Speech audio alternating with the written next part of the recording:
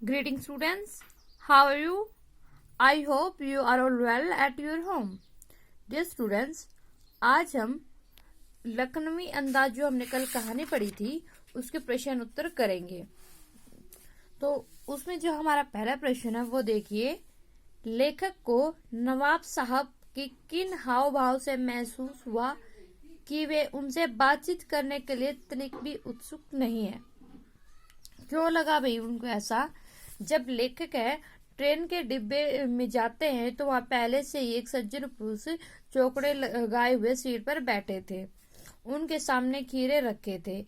लेखक को देखते ही उनके चेहरे के जो भाव है ऐसे हो गए मानो लेखक का आना उन्हें अच्छा नहीं लगा। ऐसा लग रहा था जैसे कि लेखक ने उनके एकांत जो चिंतन है उसके अंदर विघ्न डाल दिया था, इसलिए वे परेशान हो जाते हैं। परेशानी की स्थिति में कभी खिड़की के बाहर देखते हैं और कभी अपने खीरों को देखते हैं। उनकी असुविधा और संकोच वाली स्थिति से लेखक को लगा कि जो नवाब है उनसे बातचीत करने के लिए तनिक भी उत्सुक नहीं है। ठीक है भाई, अगला प्रश्न देखिए। नवाब साहब ने बहुत ही यत्न से खीरा काटा, नमक मिर्च बुरका अंततः सूंघकर ही खिड़की से बाहर फेंक दिया। उन्होंने ऐसा क्यों किया होगा? उनका ऐसा करना उनके कैसे स्वभाव को इंगित करता है?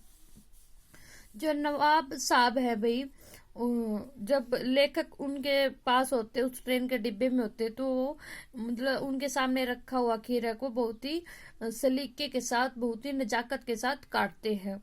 वो उन्हें उन पर मतलब अच्छे से उनको काटते हैं, फिर उनको धोकर उसको तौलिए से साफ करते हैं, उनको रगड़ते हैं, उनसे फिर जागूटते, फिर उससे दोबारा धोते, फिर तौलिए से साफ करते हैं और अच्छे से बहुत ही छोटे छोटे पतले पतले उसके टुकड़े करते हैं। और उनके ऊपर जो खीरे बेचने वाली होती है उनसे नमक मिर्च जो जीरे की पुड़िया ली होती है उन्होंने, वो उसके ऊपर बुरकते हैं और उनको उसके जो खीरा का छिलका उसको बहुत ही नजाकत के साथ बहुत ही अच्छे से सजाते हैं और खीरे को खाने के बजाय उनको मतलब सूंघ कर ही वो क्या कर देते हैं, बाहर फेंक देते हैं।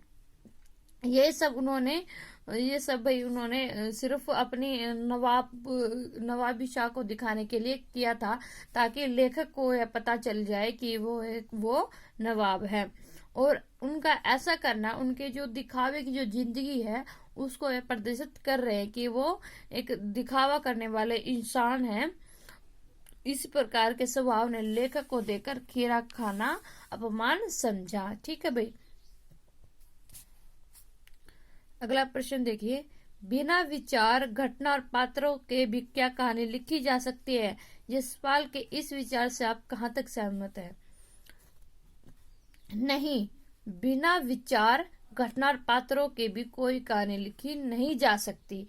हम इस विचार से सहमत नहीं है, क्योंकि किसी न किसी भी कहानी के पीछे कोई घटना, कोई विचार या कोई भी पात्र होना आवश्यक है। इनके बिना कहानी का निर्माण नहीं हो सकता, नहीं लिखी जा सकती कहानी। यहाँ पर हम यशपाल जी की कहानी का उदाहरण दे सकते हैं। जो लखनवी अंदाज इन्होंने कहानी लिखी है उसी का हम यहाँ पे उदाहरण दे सकते हैं। यहाँ पे इन्होंने इस कहानी के अंदर जो सामंती वर्ग की जो समस्या को उजागर किया है वो एक घटना के माध्यम, यानी रेल यात्रा जो इसके अंदर घटना ली है, और जो लखनवी नवाब इसके अंदर लिया है वो इसके अंदर पात्र लिया है। अतः इसी आधार पर हम कह सकते हैं कि किसी भी विचार, घटना या पात्रों के बिना कोई भी कहानी नहीं लिखी जा सकती। अतः इनका होना आवश्यक होता है। यदि हमारे पास घटना होगी तभी हमारे अंदर ये होगा भी हम कोई कहानी लिखे। बिना कोई विचार आए हम कहानी नहीं लिख सकते। अगला प्रश्न देखिए। आप इस निबंध को और क्या नाम देना चाहोगे? क्या नाम दे सकते हैं भाई हम इस निबंध को? हम इस निबंध को कई शीर्षक दे सकते हैं, जैसे इसके अंदर पाठ का नाम जैसे हमें दिया गया लखनवी अंदाज, हम इसे लखनवी नवाब का नाम भी दे सकते हैं। नवाब की सलीके भी इसका नाम दे सकते हैं। दिखावे की संस्कृति भी हम इसका नाम दे सकते हैं। हम इसके बहुत सारे नाम दे सकते हैं। इसके पीछे भी हम वही रीजन दे सकते हैं। हम इसका एक नाम और दे सकते हैं, जैसे कि अकड़ू नवाब दे सकते हैं, क्योंकि इस पार्ट में वही जो भी हमें दिखा गया है वो नवाब मतलब पूरे इस पार्ट में अपनी अकड़ में रहते हैं, अपने दिखावे की संस्कृति में रहते हैं। वो किसी अपने जो सहयात्री होते हैं, जो उसके साथ यात्रा कर रहे होते हैं, उनसे किसी के साथ बात नहीं करते। वो खीरे को भी ऐसे काटते हैं जैसे कोई विशेष वस्तु हो।